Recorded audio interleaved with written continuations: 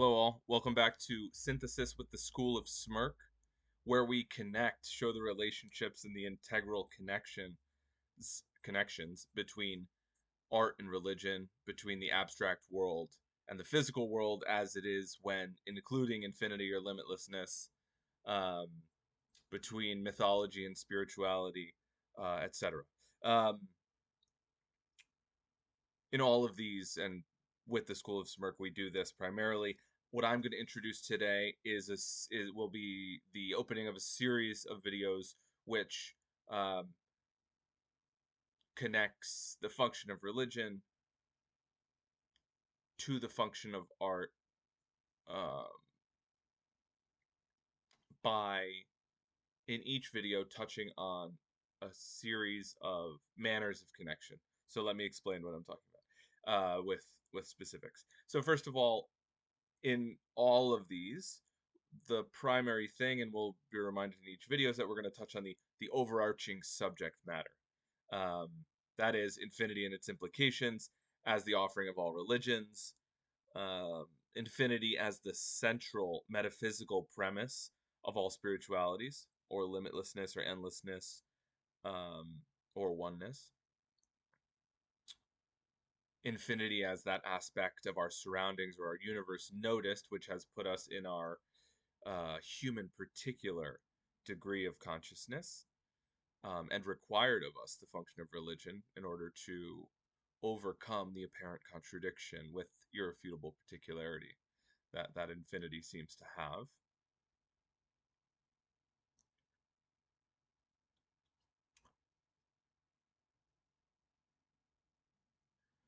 So apart from that, and I'll continue to explain and offer information about this overarching theme, that this metaphysical context is the setting for all of this interaction between art and religion. The necessity, in fact, the particular reason for the abstract world, um, and that abstract world, which exists, functions, gains its reality, its meaning, perceives and is perceived, comprehends and is comprehended, becomes apparent, uh, as the physical world does when it includes infinity, or when it is treated according to the implications of infinity. So the first bullet point that all of these videos are going to touch on is, um, what in manifestation of infinity in our world, our shared world, um, which manifestation in our world that we all experience and have some uh, empirical evidence of, what manifestation of infinity is engaged in the work of art. In the first video being introduced here along with the whole series, we're going to talk about transition. And this manifestation of infinity is, for instance, that one about which a god like Hermes, or an old Egyptian Troth, or um, a lot of the tricksters and Shakespeare's Puck, the connectors, the links between the two worlds, the mundane and the heavens, the earth and the gods, the fairies and the mortals. The transition deities are often also the trickster deities. This transition is the point where one thing begins and the other one ends. That moment where we go from wakeness into sleep, the moment where we go from being alive to dead, the moment where one thing goes from one hand into another. At one point, it is neither one nor the other, and that indefinableness in transition is a manifestation of infinity. It shows us in all of our personal everyday experience places where uh, we can see in our reality this limitlessness or this indefinableness or unknowableness peek through, um, which is why Hermes is not necessarily a merchant god, as like the Romans confuse him, or a rhetorical, a god of rhetoric, sorry, um, but rather a god of the exchange of hands, of the transition between hands, which is why he's the god of thieves and the god of such like normal merchant exchange. It's any time it goes between hands, whether or not it was intentional for both parties, because at that moment, it's also why he's the psychopath. At that moment is the moment where this indefinableness is evidenced in our day to day. So transition is our infinity manifestation in the first video, and again there will be an infinity manifestation as one picked for each video.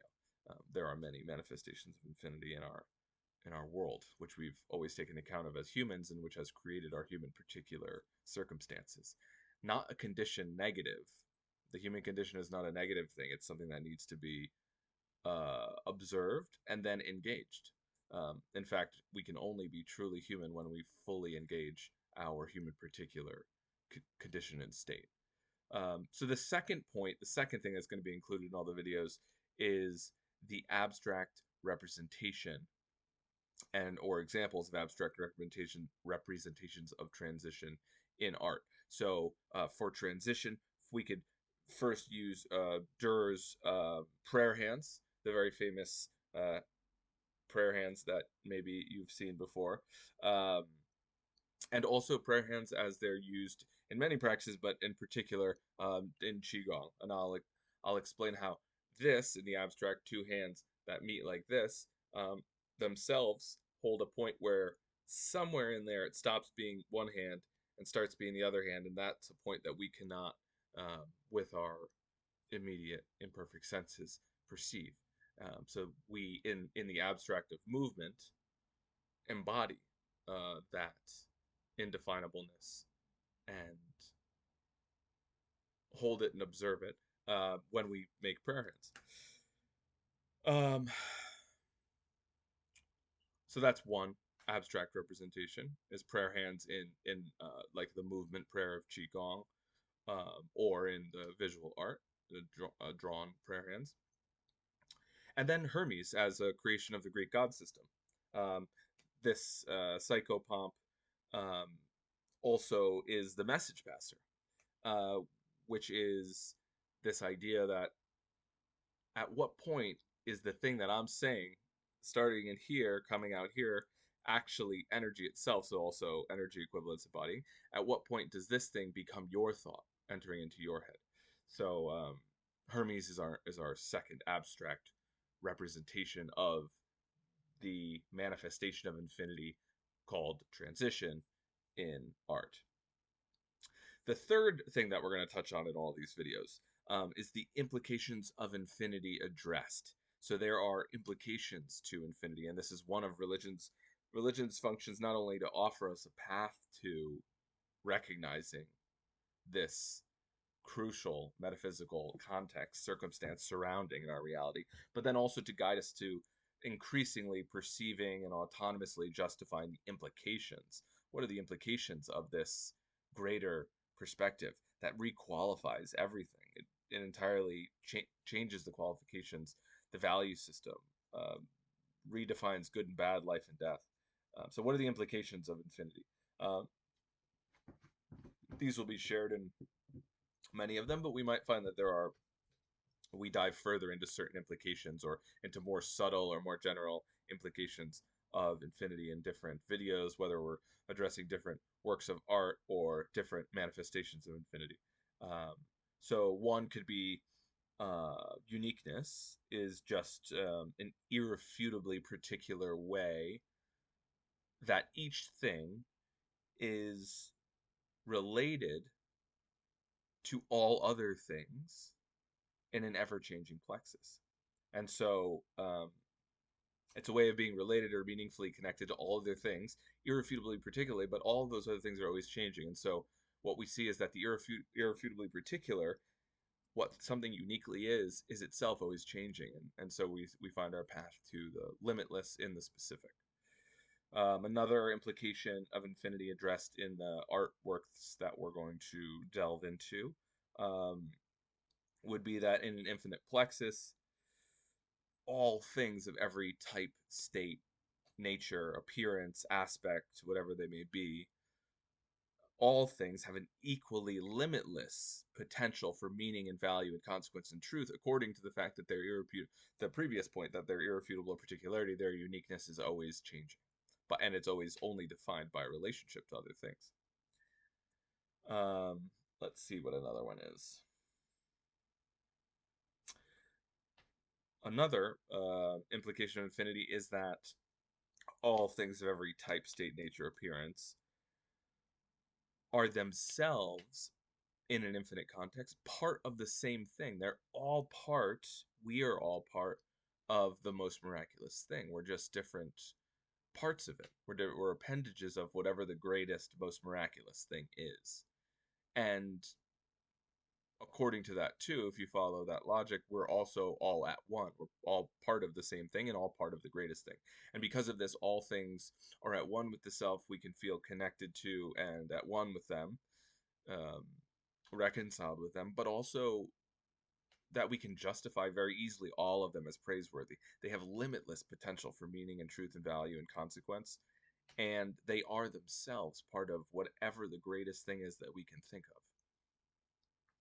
So we find all things to be endlessly praiseworthy. Um, Another major implication addressed in the works that we'll be discussing is that in such a metaphysical context as infinity, there we find that life and death are redefined. We find deathless. There's two types of, let's say, deathlessness. We find deathlessness. Death is extinguished. Um, Number one, in an entropic way, that is, if we're all part of one thing, and everything is part of that one greatest thing, then when our physical organism disintegrates, we simply re-become the thing. It is rather just a change of state. We remain the same thing. So in this way, there's an entropic deathlessness.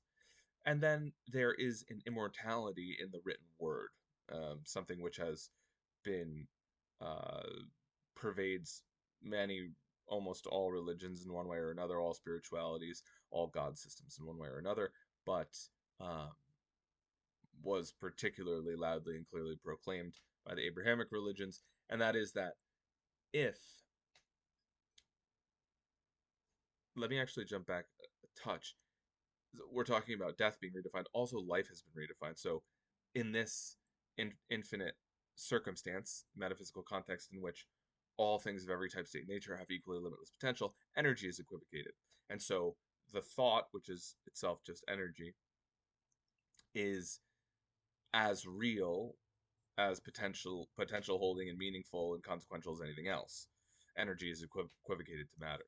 And so thought is as much a part of the self as the physical self. And further, um, we find that life itself is just any interaction. Anything interacting in any way is life itself.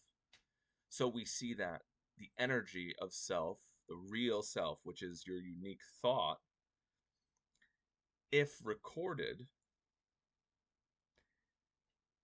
can come into an interaction, life, aliveness, in posterity, beyond our physical presence. And so an immortality in the written word arises by the redefinition of life as, again, an implication of infinity, um, any type of interaction. Life as interaction itself. Um, hmm. So those are some, we're going to see implications of infinity. So let's just touch on all this. Again, we're going to see the infinity manifestation engaged in the works. In this case, we're focusing in on transition as a big manifestation of infinity shared by all people across all time throughout the world. Then we see the abstract representations in art, for instance, Hermes, or Durer's prayer hands, or the prayer hands in the movement prayer called Qigong. Then we see implications of infinity addressed. So we're going to talk about some major implications of infinity. Then we go into the works, the artwork. So excerpts from the works, which map, articulate, demonstrate, illuminate, um, as again as they do in the abstract world, as relatively meaningful abstract variables and the relationships between them, forming properties and qualities as isomorphism. Um, which map and articulate, track in one way, one aspect or any aspect or facet of these metaphysical concepts and contexts in the abstract world. So to say that again, we're now going to look at excerpts from works of art which map or track some aspect or facet of this metaphysical concept, how it is itself, how it affects the world, how it affects humanity, the different phases of it, the processes related to it, its sources, etc. We're going to see how the abstract variables and relationships um, map or track and articulate, demonstrate, illuminate information about these in the abstract world. So these abstract variables create fundamental relationships, isomorphic relationships, properties and qualities inside of their abstract plexus, which map an infinity including world. The excerpts that I'm going to use in the first video series, are all going to be from Shakespeare's sonnets. We're going to do excerpts from Sonnet 29, 55, 71, 94, 116, and 121. Once we read through the excerpts and point them out and talk about how they're relevant, we're also going to look at explicit abstract variables chosen, making irrefutable the fundamental, essential, crucial subject matter. So we're going to see in each of these sonnets that there are some variables chosen which very explicitly, on the nose, make it irrefutable that Shakespeare, in this case, was out to talk about this and these metaphysical concepts and to help us to understand them better. That whatever themes and other subject matter appears in them, they are in so many ways uh, guiding us towards this conversation, guiding us towards a conversation about metaphysics, about the function of religion and art, about what humanity is and how all human life and death and all of our activities can be redefined, find new qualification and value and potential by and through the implications and reconciliation with the implications of and reconciliation with this metaphysical context. Uh,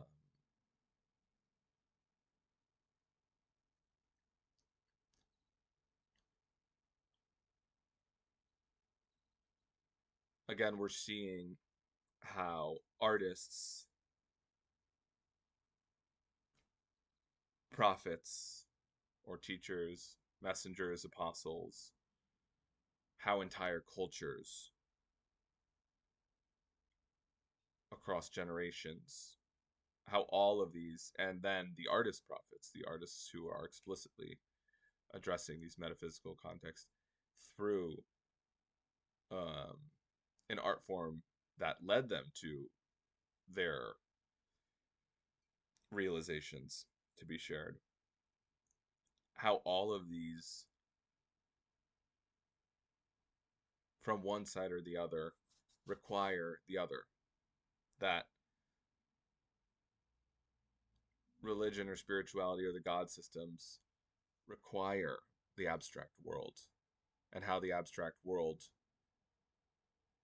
is fueled by, becomes necessary because of um, the messages being taught. So okay, so then we've said we're gonna look at our excerpts, which map an infinity including world in the abstract world. We're going to see the explicit variables that are chosen that make irrefutable this subject matter, sort of evidence that pointing towards the fact that, okay, the artist prophets are definitely uh, alerting us to that which they're trying to share, towards that which they're trying to share. We're going to see in each of these sonnets that there's a certain aspect or facet of the metaphysical journey in general. You can call it the hero's journey, the metaphysical journey, the path to enlightenment, whatever it may be. There's always some specific asset or facet. It could be a certain person's role, a certain phase of the experience and the learning. It could be the the way it redefines life and death. It could address love itself or another relevant um, subject. It could address fear. It could address anything. So we'll see that each one addresses a certain aspect or facet of the metaphysical journey, um, its sources, benefits, and potentials, and everything that's redefined by it.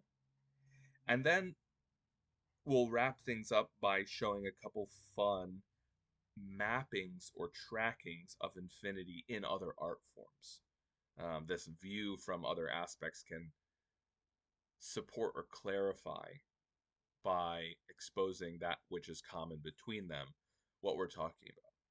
For instance, how in one of Bach's work, how an octave, the interval of an octave, or a repeated note are manifestations of infinity, or boldness.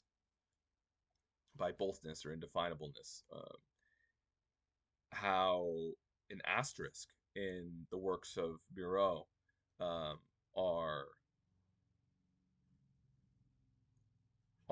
embodiments of the indefinableness at the center of any 2D crossing, Escher's point of opportunity, the center of the cross. Um, how, for instance, how Picasso's expression,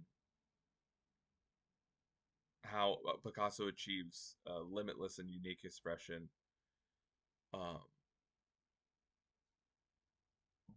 by engaging a certain a certain implication of infinity, that the truth is by relationship inside of a plexus, to create cubism, for example, or how, yeah, and how the African mask sort of leads to and very clearly embodies that.